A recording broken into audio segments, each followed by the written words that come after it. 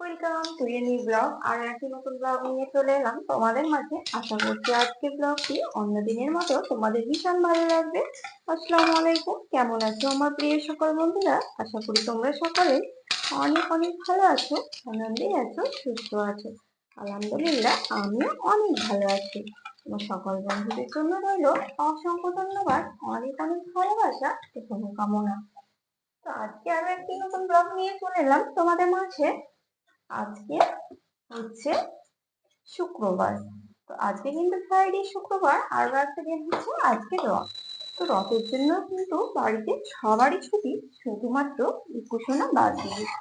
তো আমি কিন্তু ভেবেছিলাম পুরো ছুটি আছে বলে কিন্তু একটু দেরি করে উঠছিলাম। তারপর দেখলাম না, ইকু কিন্তু ছুটি নেই, সবাই স্কুলে যাচ্ছে। তার তাড়াহুড়ো করে ইকুকে কিন্তু স্কুলে পাঠিয়ে দিলাম। সে তো স্কুল কামাই করবে না, সে ঘুম থেকে ওঠে কিছু না খেয়ে কিন্তু তাড়াতাড়ি চলে গেল স্কুলে। বলে আমাকে মাম্মি তাড়াতাড়ি রেডি করে দাও, আমি স্কুলে আমাকে যেতে হবে। তো সে গেছে স্কুলে। আর সব থেকে বড় কথা, আজকে কিন্তু কাল রাত থেকে কিন্তু বৃষ্টি পড়ছে। তো বৃষ্টি মানে তো তোমরা বুঝতেই পারছো, বৃষ্টি হচ্ছে আর সাদা ভাত খাবো সেটা তো কেমনই লাগে, সবজি ভাত। বৃষ্টি হচ্ছে মানে একটুখানি বিরিয়ানি, পোলাও, খিচুড়ি এসবই ভীষণ ভালো লাগে। তো আমি কিন্তু দুদিন আগে মাটন বিরিয়ানি বানিয়েছিলাম। সেই কারণে দেখলাম আজকে বৃষ্টি হচ্ছে, বৃষ্টি পড়ছে মানে একটু খিচুড়ি না খেলে জমে না। তাই আজকে এখন আমি বানিয়ে ফেলছি খিচুড়ি, তার জন্য চলে এসেছি রান্নাঘরে। আর এখন কিন্তু খিচুড়ি বানাবো। তো খিচুড়ি বানাবো, তো সঙ্গে কি কি করবো সেটাও তোমাদের আমি বলি। এই যে খিচুড়ির জন্য কিন্তু আমি মোটা মোটা করে আলু দিয়েছি। এই মোটা মোটা বিরিয়ানির মতো আলু শুকনো খিচুড়ি দিতে কিন্তু ভীষণ ভালো লাগে। তবে হ্যাঁ, আর একটা কথা বলি, আজকে কিন্তু ভেজা খিচুড়ি নয়, আজকে কিন্তু শুকনো শুকনো খিচুড়ি বানাবো। তো এখানে আলুগুলো তেলের উপরে ভাজতে দিয়ে দিয়েছি, কি বিরিয়ানির মতো গোটা গোটা আলু দেবো, ভীষণই ভালো লাগবে খেতে। আর এখানে দিয়ে বানাচ্ছি চাটনি, এই যে আমের চাটনি। তো এখানে চাটনি কালারটা মাশাআল্লাহ এত সুন্দর হয়েছে যে বলার নেই, খেতে কিন্তু ভীষণই সুন্দর হবে, কারণ এটা একটু হালকা পাকা পাকা আমের চাটনি। তো এই চাটনিটা আমি এখন বানিয়ে নিলাম। আর এখানে কিন্তু দিয়ে দিয়েছি ছোলা সিদ্ধ করতে। আসলে দেখবে এই খিচুড়ির মধ্যে একটু ছোলা হলে ভীষণই ভালো লাগে। তাই আমি একটু ছোলা সেদ্ধ করি খিচুড়ির মধ্যে দিয়ে দিই, মাঝে মাঝে ছোলাগুলো মুখে পড়ে, তাতে করে ভীষণ ভালো লাগে। এখানে কিন্তু চালও ভিজিয়ে রেখেছি অলরেডি, কারণ ভেজে আলু চালটা খুব তাড়াতাড়ি সেদ্ধ হয়, আর সেদ্ধ হতে কিন্তু ভীষণ সুবিধা হয়। কারণ দেখো এখানে কিন্তু আমি চালটা অলরেডি আগেই ভিজিয়ে দিয়েছি। তো চালটাকে এখানে ভিজতে দিয়েছি, ভিজে গেলে 1-2 ঘন্টা ভিজিয়ে রাখবো, তাতে করে খুব তাড়াতাড়ি ভাতটা হয়ে যাবে, আর ভীষণই সফট হয় আর ঝরঝরে হয়। তো তোমাদের কার কার আমার মতো এই বৃষ্টির দিনে খিচুড়ি খেতে ভালো লাগে, তোমরা কিন্তু আমাকে কমেন্ট বক্সে অবশ্যই জানাবে। আমার কিন্তু ভালোই লাগে। আমাকে মনে হয় বৃষ্টি হলেই যেন খিচুড়ি বানাবো বলে বা গরম ভাতে করে ভালো লাগে। তো খিচুড়ি আর সঙ্গে কিন্তু মাংস কষা হবে, তাহলে মাংস কষা, চাটনি, খিচুড়ি পুরো জমে যাবে। তোমরা কিন্তু অনেকেই আছে যারা আমার মতোই ভীষণ পছন্দ করে, তাই না, যে বৃষ্টি হবে মানে খিচুড়ি। আমি কিন্তু বৃষ্টি হলে খিচুড়ি বসিয়ে দিই তাড়াতাড়ি করে সবকিছু বাদ দিয়ে। তো দেখো এখন কিন্তু আমি খিচুড়ি বানাবো, খিচুড়ির জন্য যে সব জিনিসগুলো লাগবে সেগুলো এখন রেডি করে নেবো। তারপর এখানে মাংস কষা বসিয়ে দেবো। তারপর মাঝে মাঝে থেকে নিতে যেতে হবে একবার। তো এখন আমি আলুগুলো প্রায় অনেকটা হয়েই এসেছে, এখন থেকে আলুগুলোকে আমি তুলে নেবো।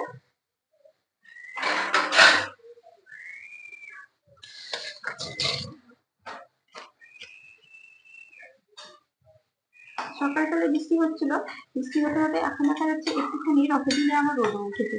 বৃষ্টির দিনে খিচুড়ি, রথের পাঁপড়, রথের মেলা এসবই তো দারুণ লাগে। মেয়ে আমার স্কুল থেকে একটু বায়না করবে, সে আবার নাকি রথ দেখতে যাবে। সে তো কাল থেকে বলে রেখেছে আমি রথ দেখতে যাবো, তাকে একটুখানি নিয়ে বেরোতে হবে রথ দেখতে।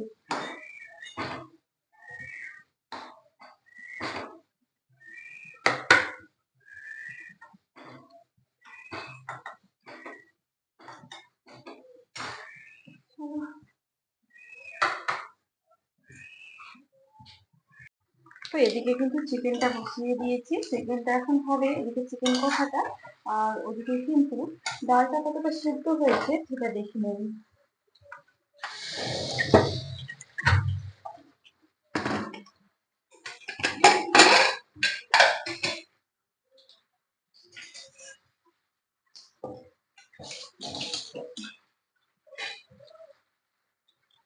ডালটা কিন্তু সেদ্ধ হয়ে গেছে। তো এখানে কিন্তু আরো এক রকমের ডাল দেবো, যেটা তাড়াতাড়ি সেদ্ধ হবে বলে কিন্তু ছোলাটাকে আমি আগে সেদ্ধ করে নিলাম ভালোভাবে একটু।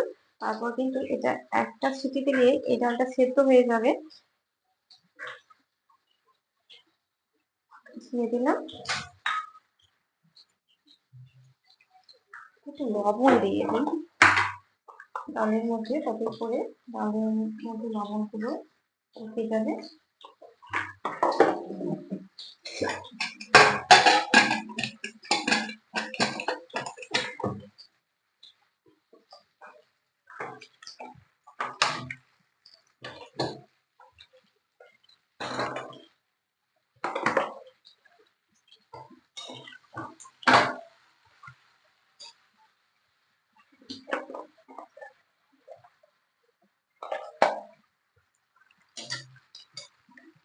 প্রেসারে রান্না করার কিন্তু একটা মজার আলাদা, সেটা হচ্ছে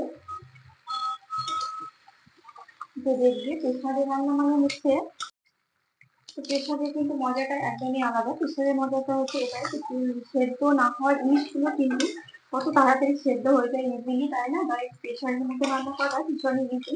যদি আমাদের প্রেসারের মধ্যে রান্না খুব কম হয়, অনেকেই আছে যারা মাংস অব্দি প্রেসারে রান্না করে, কিন্তু আমাদের একদমই হয় না। মাঝে মধ্যে আমি কিন্তু প্রেসারে রান্না করি, মানে টুকটাক কিছু যেটা সেদ্ধ হবে না সেটা। আবার বিশেষ করে আলু সেদ্ধটা, যখন আলু ভর্তা করি তখন আলুটা কিন্তু প্রেসারের মধ্যে সেদ্ধ করে নিই, কারণ তাড়াতাড়ি হয়ে যায়। তো দেখো এখানে কিন্তু মাংস বসিয়ে দিলাম, এদিকে ডাল সেদ্ধ, এখন আরেকটা সেদ্ধ হবে, চাটনি কিন্তু অলরেডি হয়ে গেছে। চাটনিটাকে এখন কিন্তু তুলে নিতে হবে, কারণ চাটনিটা হয়ে গেছে।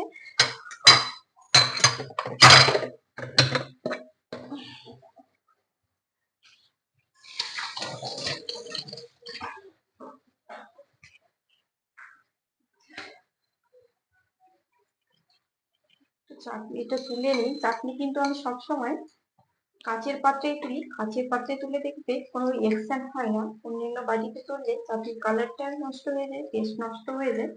সেই কারণে সবসময় চেষ্টা করি কাঁচের পাত্রে তোলার চাটনিটাকে। চাটনিটা দেখো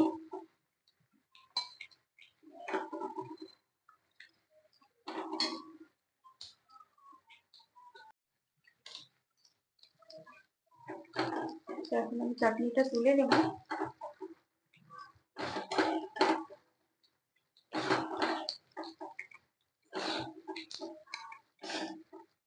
চাটনিটা তোলা হয়ে গেছে, চাটনির কালারটা দেখো এত সুন্দর হয়েছে, খুব কালারই নেই চাটনির কালারটা।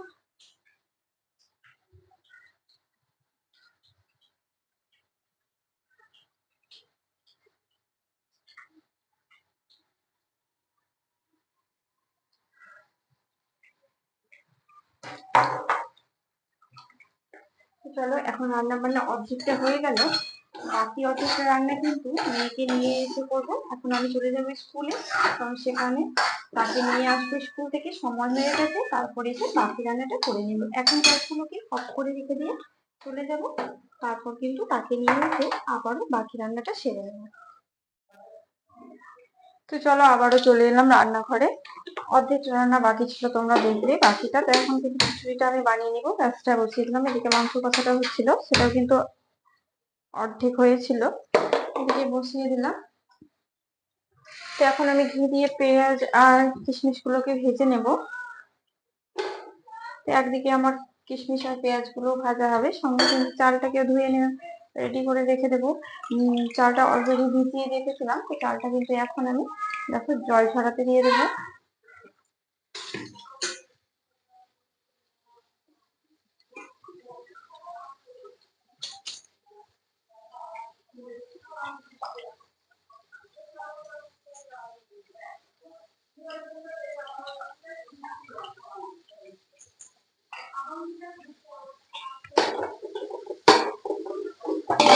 এখন থেকে কিন্তু ঘি আর পেঁয়াজ ভাজার একটা ফ্লেভার আছে, ভীষণই সুন্দর।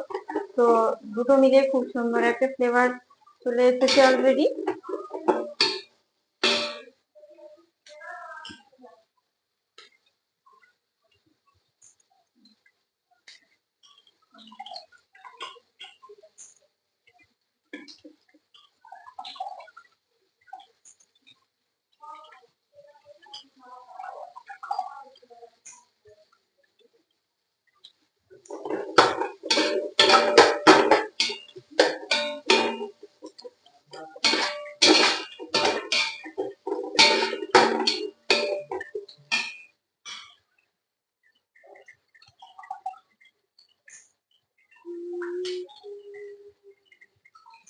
চালটা কিন্তু খুব সুন্দর ভেজেছে। দেখো একদম সাদা সাদা হয়ে গেছে, মানে খুব তাড়াতাড়ি কিন্তু এটা সেদ্ধ হবে।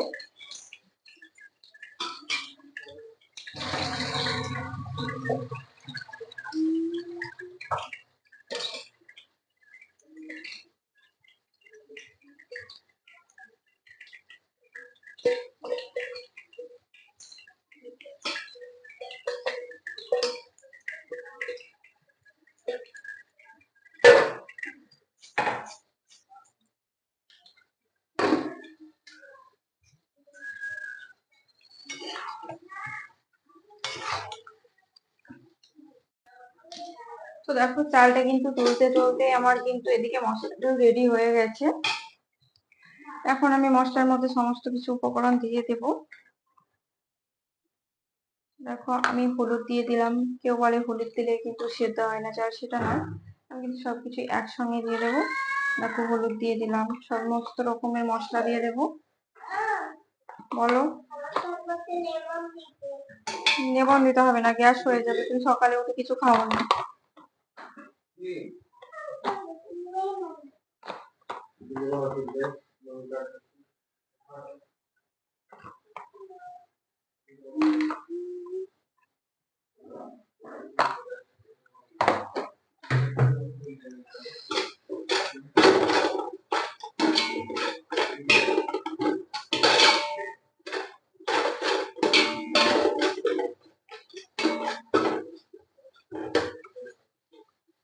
মশলাটাকে কিন্তু ভালোভাবে কষিয়ে নিলাম।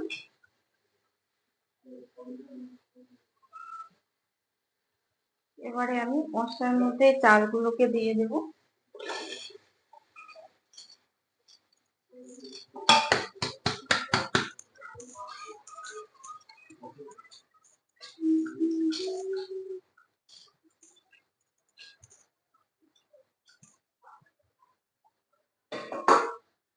তারপর দেখো একই সঙ্গে কিন্তু আলুগুলোকে দিয়ে দিচ্ছি মোটা মোটা করে, একটুখানি ভেজে রেখেছিলাম।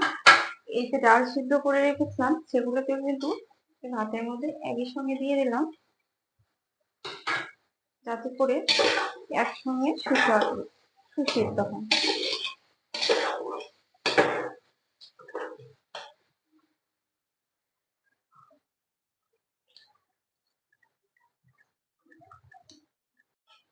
তো এই যে দেখো আমি তোমাদের দেখিয়ে দিচ্ছি, সত্যি সত্যি খিচুড়ি বানাচ্ছি না অন্য কিছু, তোমরা তো দেখতে পাচ্ছিলে না এতক্ষণ ধরে ঠিক আমি কি বানাচ্ছিলাম। তো সত্যি সত্যি আমি কিন্তু খিচুড়ি বানাচ্ছি। এখন আমি চালগুলোকে, এই যে চালটাকে ভালোভাবে ভেজে নেব, তারপর কিন্তু জল দেবো। এই ভালোভাবে চালটাকে কষালে কি হয়, খিচুড়ি কিন্তু ভীষণই সুস্বাদু হয়। তো চলো এখন কিন্তু ভালোভাবে চালগুলোকে কষিয়ে নিই। তো খিচুড়ির মধ্যে কয়েকটা তেজপাতা দিয়ে দিই, তেজপাতা দিলে খিচুড়ির সুগন্ধটা ভীষণ সুন্দর আছে। কিছু গরম মশলাও দিয়ে দেবো, তাতে করে খিচুড়িটা আরো বেশি সুগন্ধ হবে আর খেতে কিন্তু ভীষণই ভালো লাগবে। এখানে দারচিনি, এলাচ, লবঙ্গ সবকিছু দিয়ে দিলাম।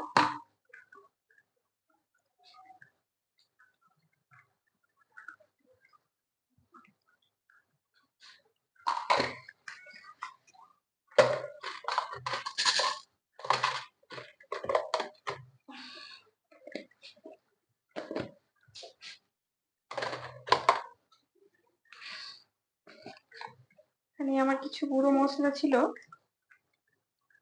সেটাও দিয়ে দিলাম। ভাত থেকে 10 মিনিট কষিয়ে দিই, কারণ এই ভাত যত বেশি কষানো হয় চালটা, তত বেশি ভাতটা সুস্বাদু হয়। সেই কারণে আমি চালটাকে একটু কষিয়ে নেব ভালোভাবে।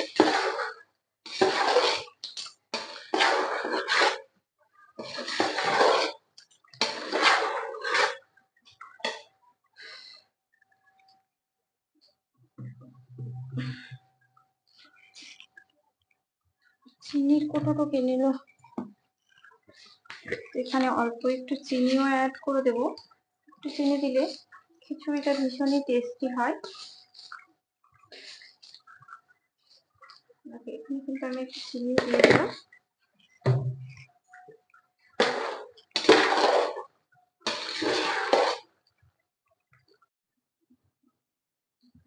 চলো এখন থেকে খিচুড়িটা দেখে নেব ঠিক কেমন হয়েছে বা কতদূর হয়েছে। আলহামদুলিল্লাহ খিচুড়ি কিন্তু আর একটু হলেই খিচুড়িটা হয়ে যাবে।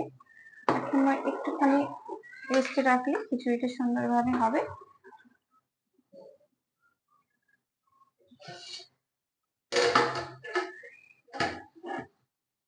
চলো এখন অলরেডি খিচুড়িটা কেমন হয়েছে দেখে নিই, ঝরঝরে হয়েছে না কেমন হয়েছে। এই যে গরম গরম ভাপ উঠছে, মাশাআল্লাহ এত সুন্দর হয়েছে যে বলারই নেই। তোমাদের আমি দেখিয়ে দিচ্ছি যে ঠিক কতটা ঝরঝরে হয়েছে। দেখো আমার খিচুড়ি কিন্তু এভাবে ঝরঝরে হয়। আর দেখো আলুগুলো কিন্তু একটাও ভাঙেনি, আলুগুলো কিন্তু পুরোটাই সুন্দরভাবে গোটা গোটা হয়ে আছে।